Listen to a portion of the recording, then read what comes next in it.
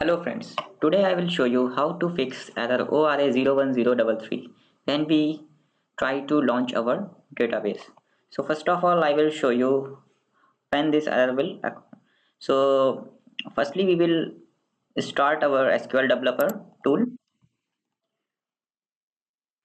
So here it is starting.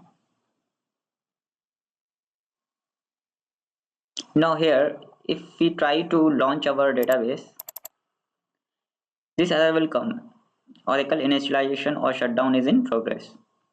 So we have a lot of ways to fix this error. I will show you one of them.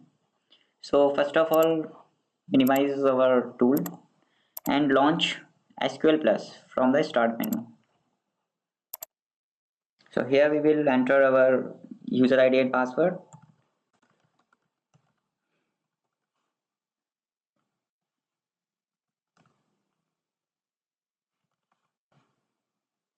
Okay. So before showing you the command to fix this error, I want to tell you why this error occurs.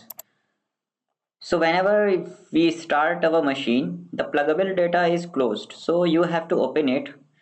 In result, we face this error. So here is the command to fix this error. Alter pluggable database or open. Pluggable database altered. Now again, we will try the same.